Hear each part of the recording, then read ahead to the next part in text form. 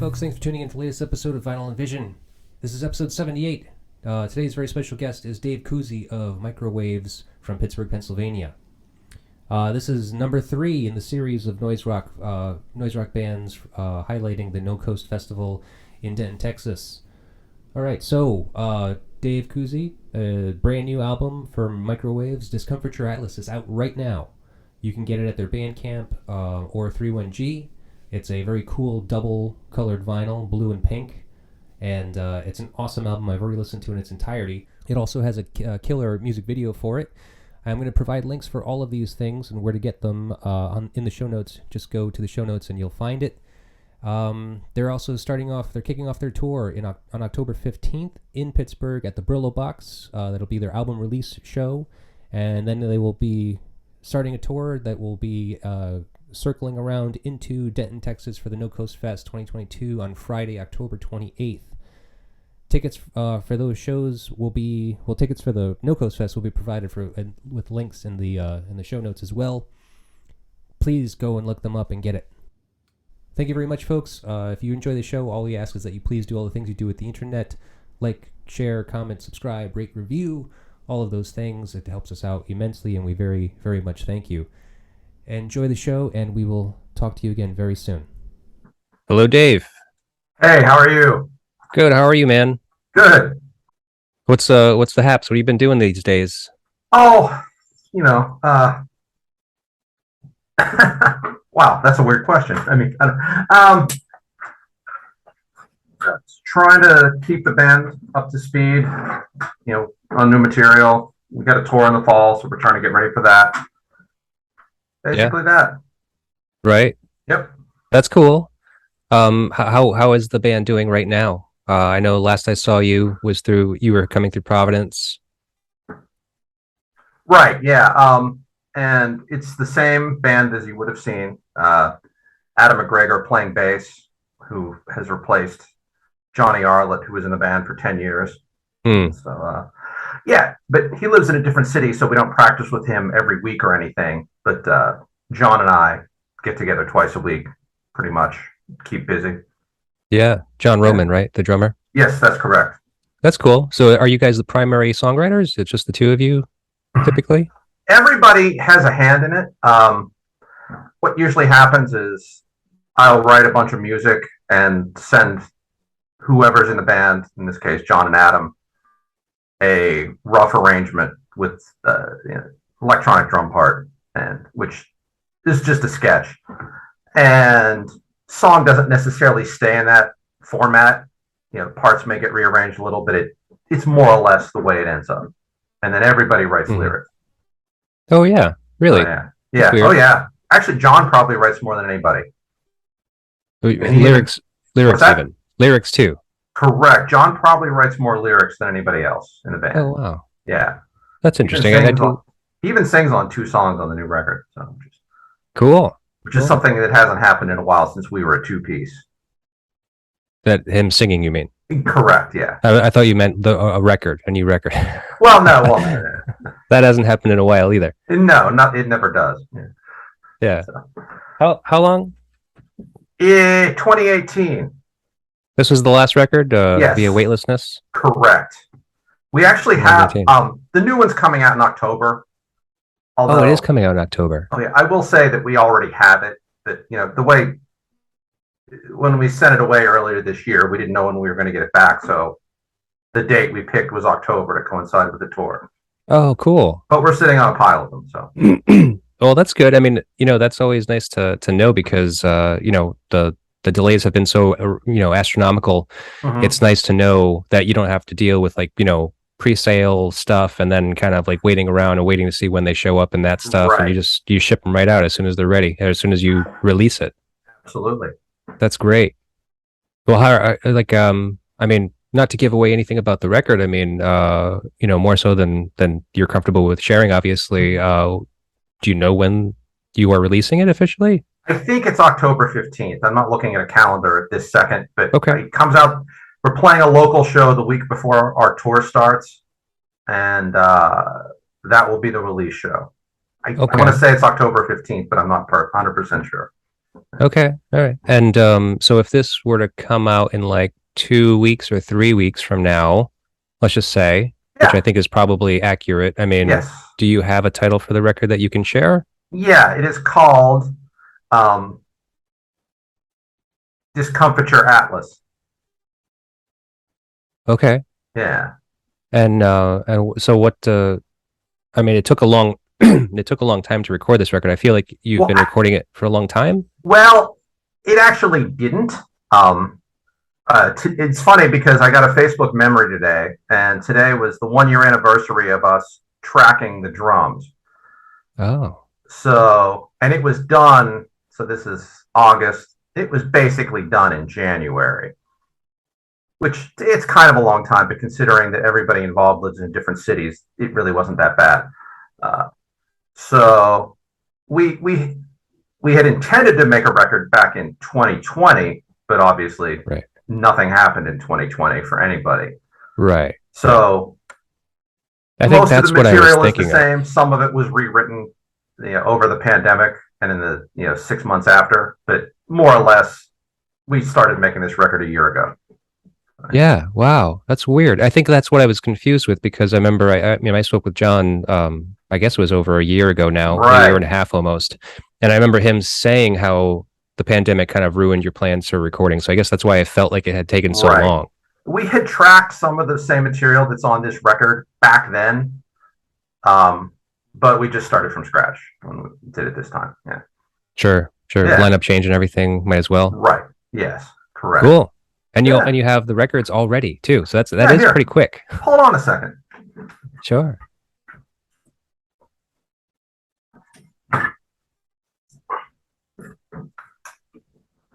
Is that the new record? Yeah. I'll just show it very quickly. I don't want to. I mean, this is going to come out a little later, so that's fine. It's called Discomfiture Atlas, and this is more or less what it looks like.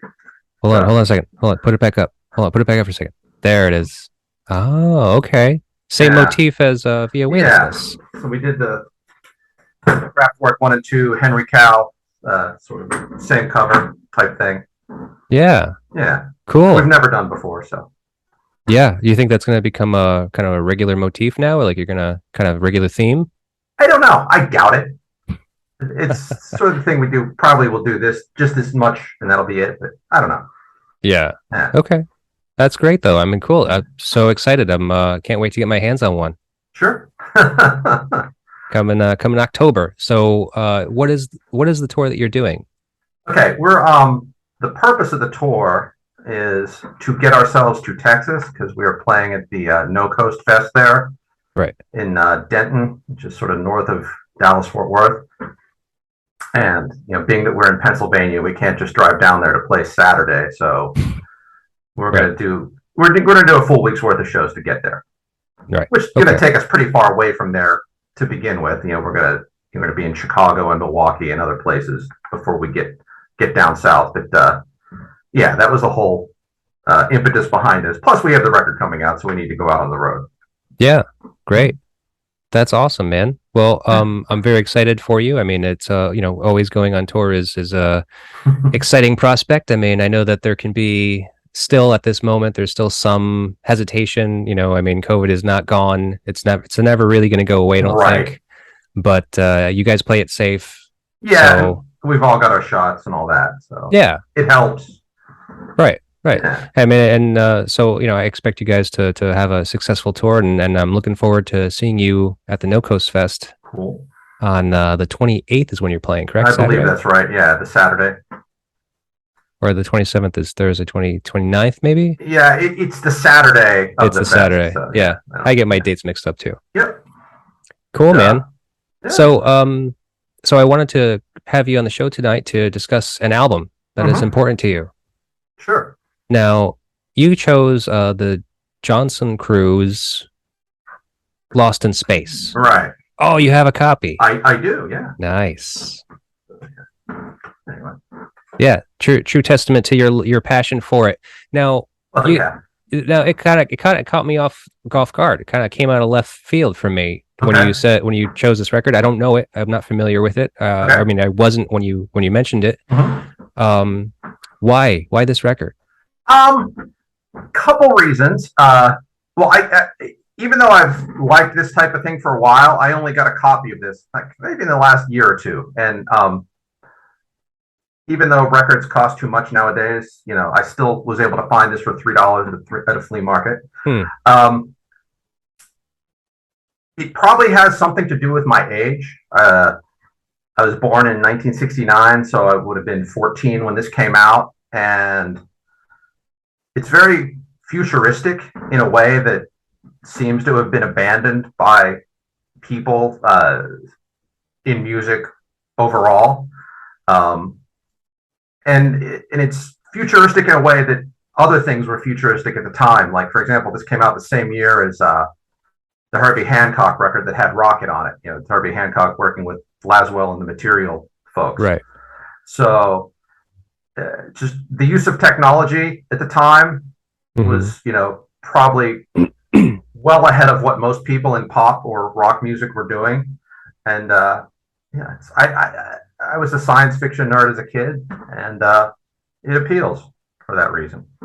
Okay, I see.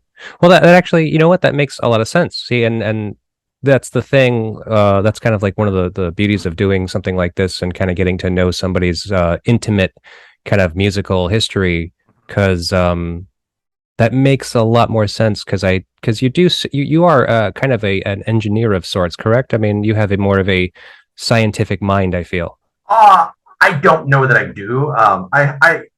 I dabble in working in electronics, and I have a job where I work on electronics, but it's more of a system level as opposed to, actually troubleshooting circuit boards or anything like that. I mean, okay. Education-wise, I have a degree in English literature, which has nothing to do with my job, but I don't know how to answer that. Okay. Well, because I know that you build pedals, right? I do build pedals, yeah. Although I don't do that as much as I used to.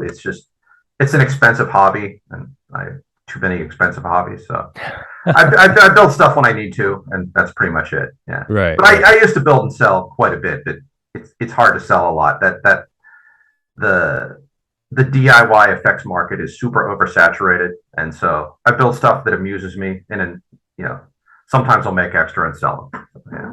Sure. Well, so what's like one of the most kind of elaborate pedals that you have built, like for yourself, like just out of kind of like sheer curiosity? Well, probably the most elaborate thing I ever made. I made a ring modulator. Okay. With a bunch of not that a ring modulator in and of itself is necessarily that complicated, but I made one that actually went to Adam McGregor, who's our current bass player, years ago, but with lots of ins and outs and control inputs and outputs for everything. And it took me probably a week to put the thing together, and the end result I was pretty happy with. But you can't really do that and sell stuff, because any major manufacturer can build something that complicated in 30 seconds. And sure, yeah, mass marketing, mass producing too. I mean, it's more cost effective. Scale. Right. Sure, of course. Well, that's cool though. I mean, it's such an interesting hobby, because I mean, I've always been fascinated by that stuff, but I am not capable to work with my hands for the most part. Like I don't know. I just like oh, I hear you. Yeah. Especially electronics. It's so like overwhelming. Like just looking at a circuit board and trying to like figure it out to like do like to fix stuff. Like I had this amp just sitting around for the longest time that I was just like, I don't know what to do with it. I don't know how to fix that thing. Sure. Well, and a lot of stuff is not built to be fixed nowadays. It's built to it's priced so that you buy it, and if it breaks, the repair would be more than the cost of the item. And that's not just in musical electronics, it's in everything. But sure, yeah, I understand that. Yeah, yeah. I own a home. I know. Right. So now back to the record, Lost in Space, Jonzun Crew. So what, you got it in 83 when you were 14? Oh, heavens no. I got it like 2 years ago. But oh, okay. I've long admired that type of thing and sort of become more obsessed with getting a hold of older examples of that now. Okay. So yeah. So what were you listening to when you were 14? Oh, horrible music, like whatever was on classic rock radio. Yeah, Like Led Zeppelin, The Who, you know. that's not horrible. No, it's not. Of course not. You know, like you It's know, not like monumental. It's not like anything kind of like groundbreaking. It's just, I mean, especially throughout the time. I mean, of course, 83. yeah. I Oh mean, yeah, like I lived not in a major city. I lived out like about an hour outside of Pittsburgh, and Pittsburgh's not that big of a city to begin with. So you know, okay, I on get the it. sticks. Yeah, yeah. So I mean, like kind of little amounts of culture. You know, Yeah, kind like of classic rock radio is kind of the best and easiest thing, yeah, most like accessible. Cream and Spin when they appeared. Well, I mean, Cream always existed, but once I found out about it, things like that and Spin like helped me find out about other stuff. I know it sounds weird to say Spin, but it was like kind of a big deal if you were like a small town kid back then. Oh, I bet. Yeah, right. And I don't know what it turned into, but you know, it's like that's where I heard about Captain Beefheart. I think. Oh, yeah. Wow. Yeah. Back in 83, was Spin around in 83? No, but like 85, 86. Okay. All right. The That's general. right. I thought it was something around that. Yeah. Yeah. I can remember. Mhm. So, but so this is a weird record now. Now that's the thing is that like, I mean, typically, I ask for you to choose a record that is kind of influential to like your art form and like kind of what you make. You only like kind of experimented with this record recently. True. That's true. Yeah. Although So, I guess maybe it would have made more sense for me to pick like one of the Herbie Hancock records that came out back then. sure. But I felt this was more of a wild card, like, and you know, people might not pay attention to it because you know it doesn't have the name recognition that Herbie Hancock would. Yeah. No, and I understand that too because I mean it's interesting for sure. I mean, and like I learned about this record and then this group because you chose it, and it's interesting for sure. So for people that don't know, I mean the record itself, the music is kind of a 80s like your semi-typical 80s hip hop style. Right. And I guess it's called electro. I would say so. Yeah, and it's probably like you know like the American heir to you know whatever you know Kraftwerk started, for example. You know. Right. It is kind of a blend Yeah. of like krautrock, Sure. Oh essentially. yeah. Yeah. And one interesting thing about it is that maybe sets it apart from a lot of other electro stuff at the time. Even though the drums are electronic, they're actually playing them live when they record them. Yeah, I heard about that. Yeah, so it's not actually sequenced like a lot of things would be. Right, right. Makes it And feel a little looser and less tight, which is good. kind of more of a real band vibe as Oh, opposed yeah, to yeah. like the 808 that was Right. popular at the time. Right. But go ahead. oh, sorry, go ahead. Oh no, I was gonna say like there's some really funny things about it, like the first song on there, "We Are the Jonzun Crew." It's like total like exposition, and it's kind of ridiculous. They're like, you know, they tell you who they are. We are the Jonzun Crew. They tell you what they're going to do. We're here to rock you. Although there's a lyrical conflict between that one and the song Ground Control, because in We Are the Jonzun Crew, they say, we are from your planet too. But in Ground Control, they're talking about how they have to leave Earth to get back to their place of birth. So I don't know if anybody has can track down Michael Jonzun and get some clarification. But yeah, that's up for very very large debate, I guess. Right. The continuity is essential with these records, you know. Clearly. But so I mean, electro. I had actually never heard of electro. I mean, from what I had learned of it, I mean, I'm familiar with some of the bands and the groups that were kind of in that lineage of that genre, right, if you want to call it that. Are you familiar? Like, do you listen to any of that other stuff too, or? I like Nucleus, for example. Okay. Yeah, that's really good. I like a lot of like early rap, like Run DMC, like the really early stuff, like Grandmaster Flash and all that. Okay, yeah, sure. And it's funny because I didn't listen to it that much as a kid, even though I'd heard it, and it sounded very alien at the time, and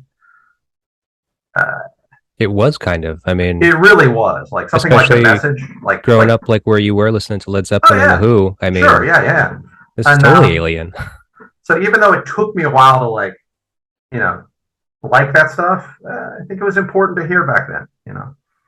I think for sure. Yeah. I mean, so with that being said, now I know that this record specifically you kind of like got a hold of recently, like in the past couple of years. Um, I talk about these records as far as like what kind of influence do they have on you as a musician and an artist.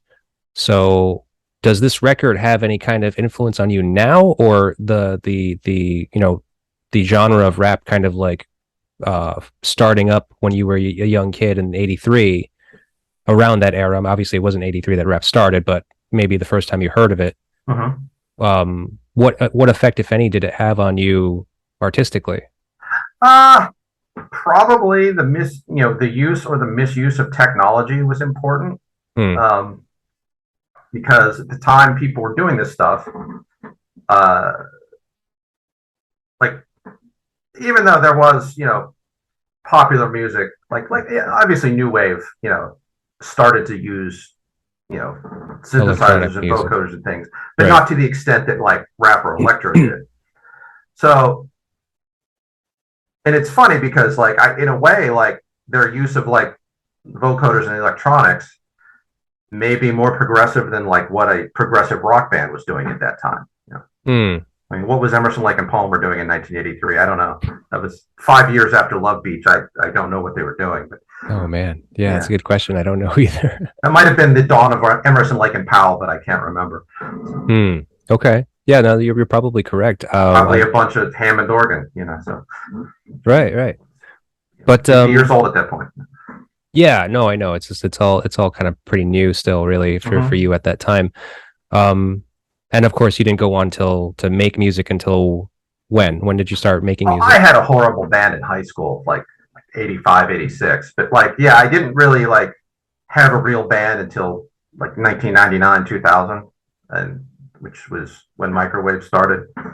Okay. Our first show was in 2000, but like John and I started working together in 1999 in the spring.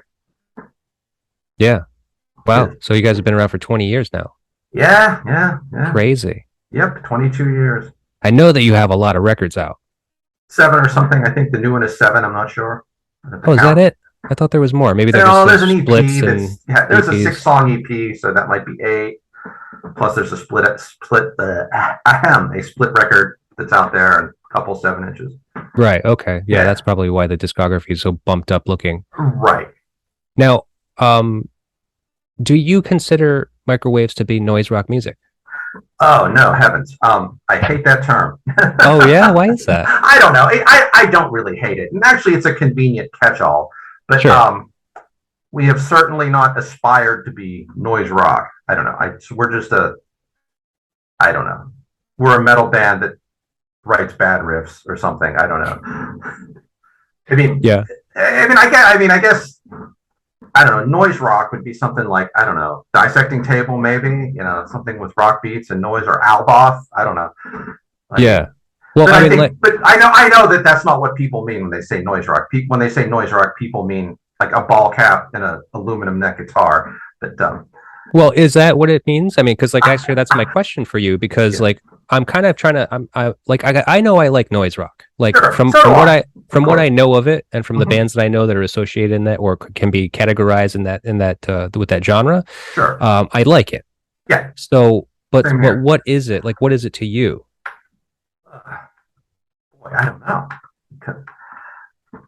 Because what I've discovered, like because of the No Coast Fest that's happening in October, I looked into just about every band so far that are on the bills, and what I've noticed is that all of these bands are very different.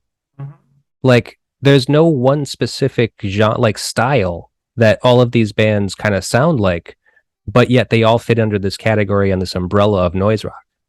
I mean, yeah, it's rock music. It's all rock music, and it all employs dissonance in some form or another. So it's not all like straight diatonic, major minor chord stuff. Right. It's not necessarily singing style, melody. It's not necessarily instrumentation. Right, because there are many people. There are many vocal styles. Like, I mean, just the day that we're playing, like lots of the bands have fairly drastically different vocal styles. Like, there's us. I think USA Nails. US Nails. Hammer Party is playing the same day as us. And Yep, Psychic Graveyard. Neither me nor Adam sound like Dan, and none of us sound like Eric Paul. Although, speaking of Psychic Graveyard and Eric Paul, he does a guest spot on our new record, for what it's worth. Oh yeah, just one track, or he does a little voiceover on one track. Yeah. Oh, cool. Yeah, there's some other guests too. I can tell you who they are if you want to know. Sure. Yeah. Yeah, like Todd Rittman from US Maple and Dead Rider does a guitar solo.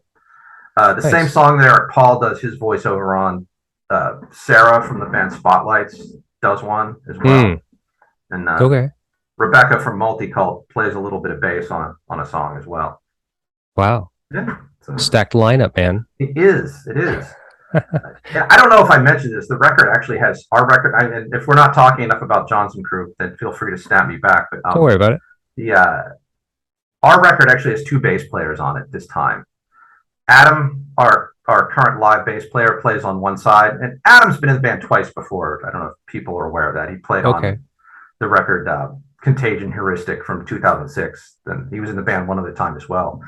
But on the other side of the record, Steve Moore plays bass. He was actually our original bass player back in 2000, and then he went on to be in. He does records under his own name. Plus, he's in the band Zombie. Okay. Who people may have heard of. But, yeah, that sounds familiar to me. Yeah, he's This all sort of happened during COVID when people had more time, and so Adam plays on one side, Steve plays on the other, and Steve did all the mixing. He's the engineer type. Yeah, he mixes his own stuff plus mixes record for other folks. Cool, that's great. So because we're speaking about your album again and kind of like getting this really great information about it, do you know what the first single will be? I'm imagining you're going to release a song at some point before the official release. It is a song called Your Dumb Guts, if I'm not mistaken. Yeah. And that song does not feature any of those guests that you have. Todd Rittman does the guest guitar solo on that. Okay. And that one also that's from the Steve Moore side, not the Adam side. So. Cool. Yeah. Okay. So, yeah, that sounds great. Do you know when that will come out? I don't know, but I would imagine there'd be some kind of press about it a couple weeks or a month before. Exactly. Right. Yeah, okay. I don't know exactly when, but okay. Yeah. And 31G is putting it out? Yes. Yeah, it's on 31G. Awesome. Yeah, should be good. Yeah. No, I'm sure it will be. I mean, I'm really looking forward to it. Cool. Now we were talking about noise rock a little bit. Yeah. Now this album I found out was the first to implement the use of vocoder technology in popular music, like entirely, because I guess there was some usage of it lightly or in an. I think that might be an exaggeration because it's prominent on the songs "We Are the Jonzun Crew" and like the song "Ground Control," but there are other songs on there where they just do normal vocals, like "Space Cowboy." It's pretty much straight normal vocals. Same with the song "Electro Boogie Encounter." That's might be a little bit of both. So I think that might be an exaggeration. Okay. But like, it's definitely prominent. I mean, yeah. ELO probably beat him to it. I don't know. Yeah, you know what? Actually, I think I got that information from an interview I read with Maurice Starr. Oh, yeah, right. Do you know? Are you familiar with him? Like, as far as I know he went on to do other production work. Like, I think one of the boy bands was his creation, but I can't remember which one. New Edition. Okay, right. And then eventually New Kids on the Block. Gotcha. Right. Okay. Wild. Yeah. So, but you have never seen an interview or read an interview with him? No. I've read some stuff about like Michael Jonzun. I have a book about the history of the vocoder, and it talks about the record a good bit. Oh, okay. Yeah. One kind of funny thing about it, like the book makes the case, and I don't know if this is confirmed, that like the instrumental song Pac Jam, of course it's instrumental, so it has no lyrics, so I don't know how you can tell what's it about, but it's supposedly about how much he hates Pac-Man. But there's no lyrics, so I don't know. Right. And I That's identify weird. with that because, like, I really never liked Pac-Man, despite being the right age that I should have. Right. Yeah. What Felt other like kind it of was video like, games would you play?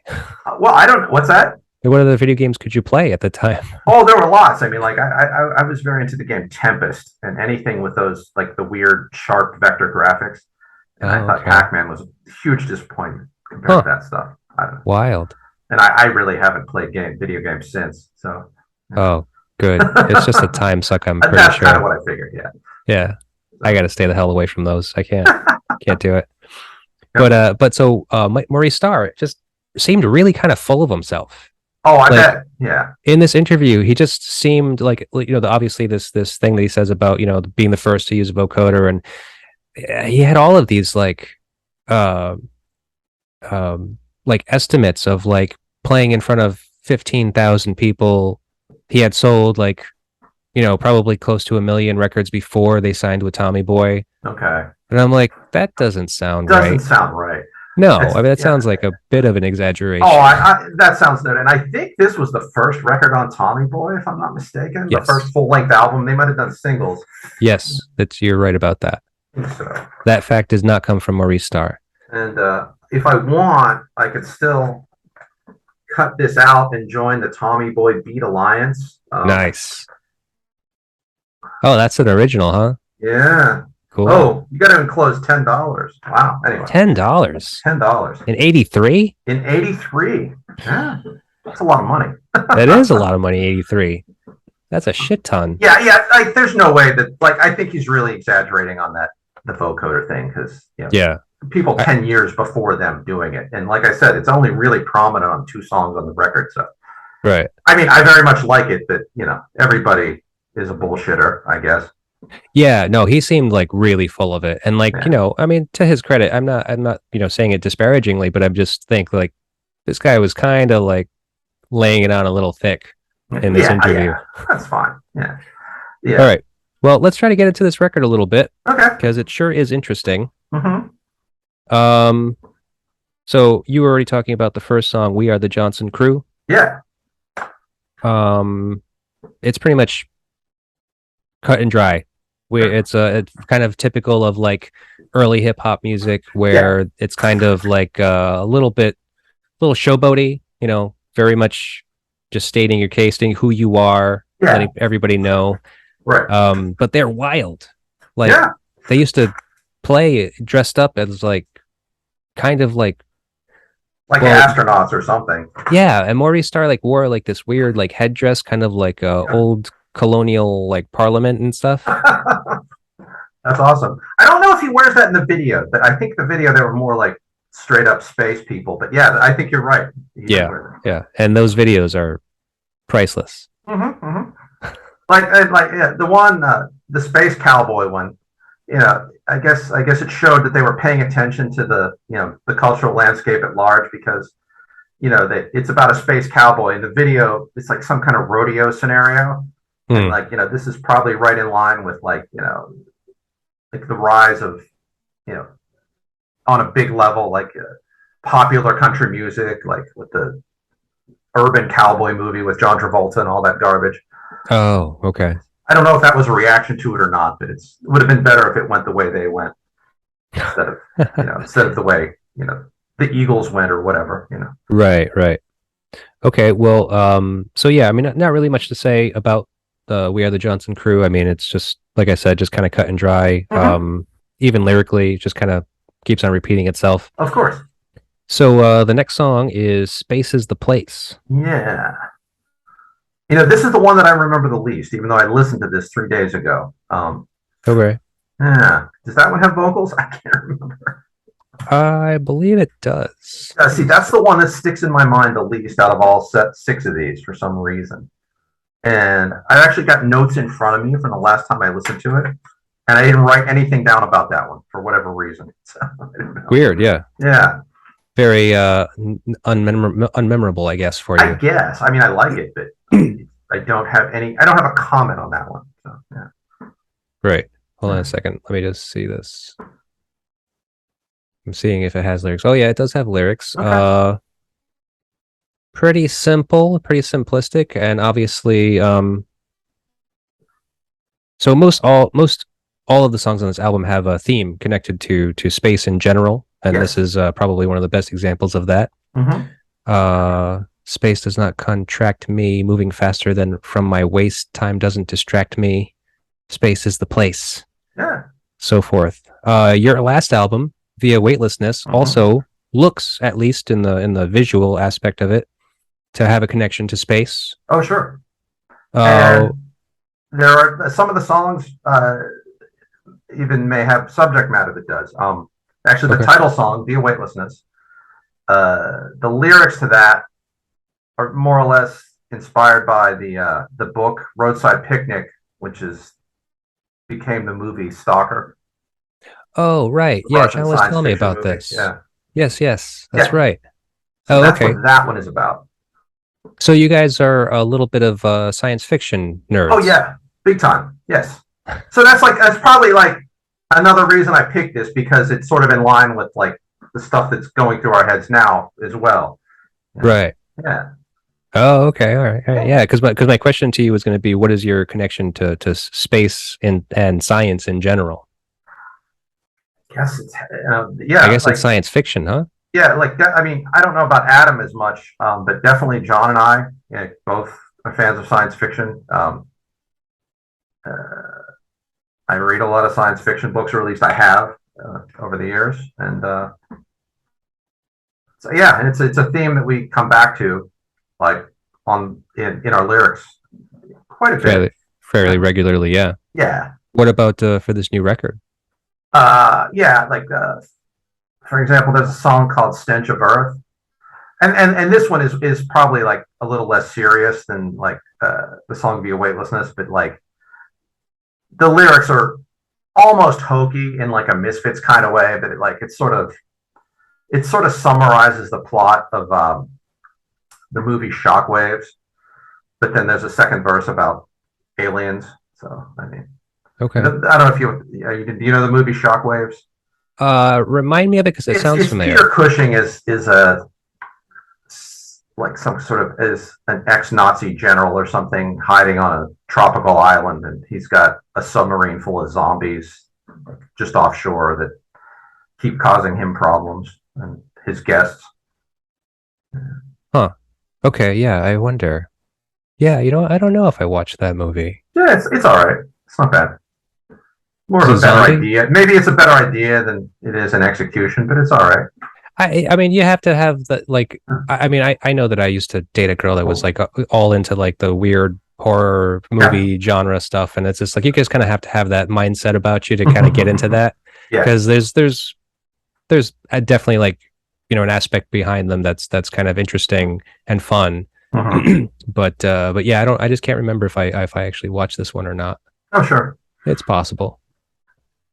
All right, well, let's move on to the next song, Electro Boogie Encounter. Yeah, that one is sort of like, I guess, the furthest from the science fiction aspect of the record. It's more of like, it seems to me to be more like straight up just dance music, and they're using the word boogie a lot, which is another thing that used to happen in the late 70s, early 80s. Yeah. How are you at boogieing? Not good. Yeah, even back then, the 80s? No. At least they're not using the British pronunciation, where they say like boogie, which is kind of funny. It's endearing, I guess. Yeah, it's wild, those English accents. So you're not a dancer, huh? No, you don't never. I mean, I'm not saying I couldn't or wouldn't. I'm just not good at it. I think everyone can. I'm not opposed to it. I am. Some people might be. I am. Okay. Yeah, no, I don't like it. Because I just feel like I'm like a stick. I just can't move right. Oh yeah. It's just embarrassing for me. Okay. That's all right. Well, don't do it. if I'm gonna try to get down, I'm gonna need a few drinks in me. Okay. So yeah, if that's happening, look out, because there's trouble. Right. There's trouble coming, probably. I don't know. It's just and I hate that, really, because I feel like that's such a bummer of a loss of expression. I mean, like, I really admire people that are strong dancers, that really enjoy it and that feel it. Oh, sure. Yeah, I'm not good at it. Yeah, and like so then even being at a show, like a rock show, I mean, even that, I mean, like, I mean, I guess I got the old dad bod thing happening where I just kind of sit in the back and just kind of like, maybe nod. Sure, that's fine. No, I mean, I think so, but it's just like I Yeah. want to be up front like I used to be, like right at the, on the stage, just fucking banging away with everybody else, Right. Hurt But your neck doing that though. Yeah, it's like you get a bang over, right? Yeah, definitely. Yeah, yeah. I'm too old for this shit, I guess, is the problem. All right, so Electric Boogie Encounter. I mean, yeah, pretty much straightforward. Yep. Great little dance number if that's what you're into. That's what you're into. Yeah. Next song is Ground Control. Yeah, this is another one like where they're clearly doing the science fiction thing. They're explaining that they've got to leave to get back to their home planet, which is contrary to what they said in the first song, but right. We'll give them a break. But yeah, this is another one. It's the title of this. Maybe it's a nod to the Bowie song. I don't know. But, looking at like the science fiction influence in music at large, that's something that's sort of like just sort of disappeared from everywhere. Like because Bowie would do things like song Space Oddity, hence with the word ground control in it, or Ashes to Ashes, sort of a sequel to that. Hawkwind was largely science fiction influenced. Oh yeah, but and there were others as well, but like it's not done so much anymore. I don't think. But maybe the 70s and 80s notion of the future is passe. Maybe it is. I don't know. I mean, I think there's constantly innovation and constantly like a desire and an interest in outer space in general. I mean, like there's definitely obsessions with like space travel and the possibility of extraterrestrial life, which I think is fascinating. Are you into aliens at all? Not exactly. Although, it's like I was gonna say, like, I think like what maybe has happened is like the vision of the future is like put forth by someone like J.G. Ballard turned out to be more accurate. So it's not space travel and aliens. It's right. It's like dehumanizing office parks instead. Yeah, right. So and we're there, little less romantic. Yeah, right. I want my flying car. God damn it. Yeah. We actually one of our other songs from the last record, Via Weightlessness, the song Ex Moonwalker. That's actually based on a J.G. Ballard short story, the Dead Astronaut, for what it's worth. But anyway, I just remembered another one. So yeah. Good. Yeah. I mean, it'll come to you. I'm sure. It's hard to think of all these things, right? Right. Well, so Ground Control. Sample lyrics are Ground Control. We are going to our place of rock, as you had mentioned. The little bit of the contradiction that they state. Yep. Where is your place of rock? Place of birth? Rock. Is that what they say? I thought they said place of birth. Maybe I'm confused. No, they say, where is your place of rock? Let me just double check that. I bet your lyrics is that from like a lyric site or something? I think Apple supplies the lyrics like with the song when you're playing it. That's peculiar. I don't know that that's right, but because I could have sworn they said place of birth. Maybe they're not. Maybe it doesn't matter. All right. Yeah, no. What is my place of rock? Ground control. We must be ground control. We must be planet rock. Ground control. We are going to our place of rock. Nah, there may be a different version because on the record I have it says it's Earth and birth that they're rhyming. Oh. Yeah. Well, but see, he doesn't say Earth here. Or maybe maybe they're just completely wrong. Or there might be more than one version. It's also possible. Yeah. Yeah, maybe, I guess. I'm not sure. I'm not too familiar with this record, and I don't know about any other variants. Well, okay. What is my place of rock? The Brillo Box. It's a place we played in Pittsburgh a lot. I don't know. Yeah. Well, and where do you guys rehearse? We used to rehearse in a storage unit, which is what most people do, but we stopped rehearsing during COVID for like over a year, and John actually found a place of our own. We rent a small building and we have the whole place.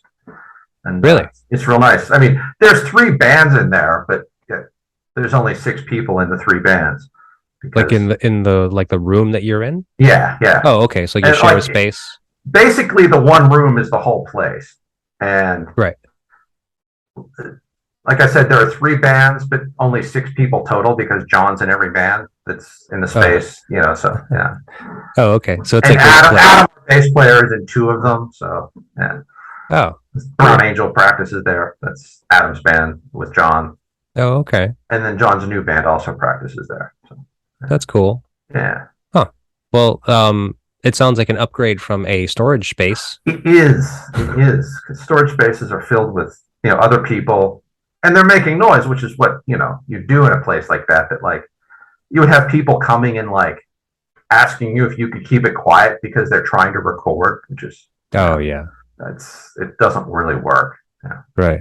Well, so that's weird. But so you're saying that that's what is common is that storage spaces are used for rehearsing? Yes, and the storage spaces are in on it. They're not like, it's not people being surreptitious about it. It's right. Like I guess like the place we used to play, the top floor was almost all band rooms, and I think the top floor rooms were less desirable for people looking for storage for whatever reason, because you know, if the elevator broke, they were out of luck, I guess. I don't know. Sure, right. But yeah. But yeah, like a lot of bands in Pittsburgh practice in storage spaces. That's weird. I don't know if it's that way nationally, but it is here. Yeah. Yeah. I mean, I was reading about this. I was just reading about Guns N' Roses recently, and so they used to rehearse in a storage space in Los Angeles. You know, it's obviously economical. It's a cheap way to kind of have a little room, but those guys were also kind of living in that storage space at the time too. So definitely not glamorous, but you know, possible, I guess. Sure. Wild. Well, I'm happy that you have this cool new space. It sounds like it's a lot more productive. It is. Conducive to production. Yes. And I recorded all the guitar parts there, like for the record, because I could go there and it was quiet and nobody else was there. Yeah. Cool. Yep. All right. Well, let's move on to the next song, Space Cowboy. Yeah, this is the one where they're keeping up with the times and, like, I guess throwing their hat into the, you know, the modern country ring, and sort of thing was popular back then, you know, heyday of Barbara Mandrell and all that crap. But yeah, it has a really ridiculous video, you know, with like a mechanical bull and Michael Jonzun wearing a cowboy hat and all that. Right. Yeah. So. Well, in an interview with Michael Jonzun, he said that he grew up listening to George Jones, Willie Nelson, and Gene Autry. Oh, quite possible. Sure. Yeah. No, but black men were not supposed to like country western music.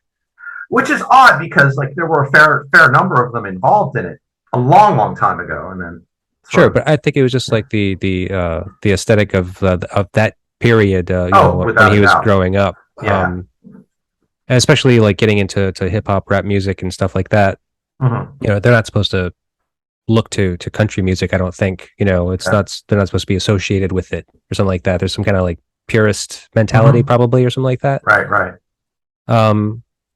So this song is a callback to country music with their own Boston funk twist on it. Yeah, but like they quote the Morricone Western theme. Yeah. Yeah. Well, can you tell me what you pulled away from this album, if anything? I guess like a sense of camaraderie almost, that like, you know,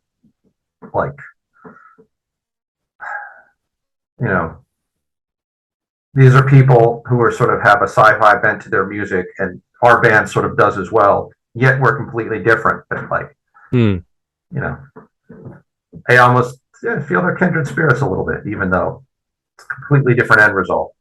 Right. For sure. So you don't think you guys are going to dress up like astronauts or anything?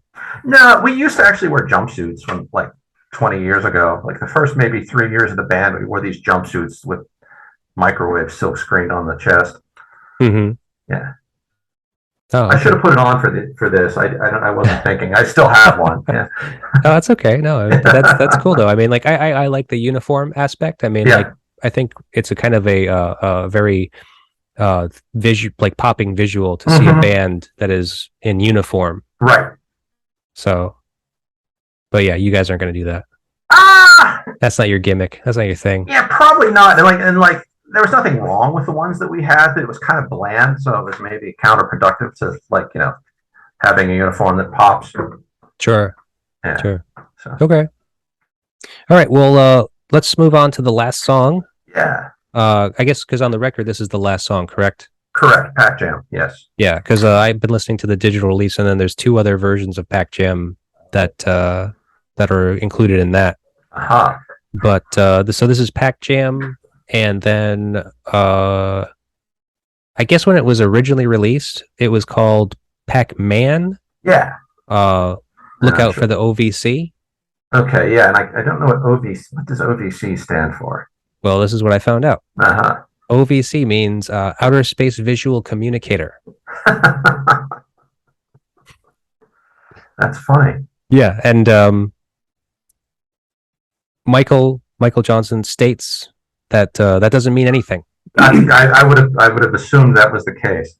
Yeah, it sounds like the movie This Island Earth has this device in it called an interocitor, which is just this triangular thing that you use to communicate with aliens. And right. Okay. The guy in the movie builds it from a kid, and he starts talking to aliens. Okay. Yeah. So it's kind of similar theme, I think. I think so. Yeah. Because I mean, in the interview, he kind of went on to explain it a little further, saying that he had some like wizard keyboard player who had some kind of device or like his keyboard was hooked up to this light simulator thing where it would light up their name, like each key would light up a different letter of their name. And that's another, I don't know if people remember this. Back in the 70s, and this maybe still existed in the early 80s, and then it died out. Like, you could buy these things like Sears or Radio Shack. They call them like light organs. It was basically a thing that looked like a speaker, and it had a bunch of lights in it and sensors that would theoretically respond to the music, but it looked the same no matter what you did, from what I ever saw of them. Okay. Such a weird thing for people to spend money on it, put it in the corner of their den or whatever kind of room they had. Yeah, right. Yeah. Weird. Okay. Yeah. So I never knew anybody who ever had one. I only ever saw them in stores. It's kind of odd. But yet they seem to be everywhere. Yeah. In the stores, at least. So. Yeah, they never sold, so they just stayed in the store. That's the only place you'd see it. So Michael stated that it didn't really mean anything, but was kind of in a way, in some kind of strange, like weird backwards way, it was a form of communication for them. Okay. So have you ever hoped that your music would land in a specific way with an audience? Well, yeah. I hope they see the humor in it, which not that like we're Weird Al or anything, but like there is actually like I feel that there's like a little bit of a humorous aspect to some of our music. I don't know if it comes across that way or not to other people. Yeah. Well, so you're saying lyrically and musically, there are parts that we've played on records that like the first time we played in practice, we start laughing because like it's kind of ridiculous as music, Yeah, it happens. Yeah. Okay. Yeah. Interesting. Mm-hmm. Yeah, I honestly I don't know if I've ever picked up on that. This earlier records, like there's a song on the first EP called Central Office, and a song on the second record called Police Biz. That's sort of what I'm talking about. Okay. And it happens other times too, but those are the first two that came to mind. So do you think it's kind of like when we were talking about the Shockwaves movie, kind of in that same vein of like, just being so out of like ludicrous to a point of humor? Without a doubt. Yeah, for sure. Okay. Because I always thought of you guys as like a prog band. Well, we are, but we're not completely dour and humorless, I hope. Right. Yeah. Obviously. Well, see, I mean, it's that thing though. It's a weird thing where I think that you have to obviously be listening pretty closely to maybe come away with that kind of result. Okay.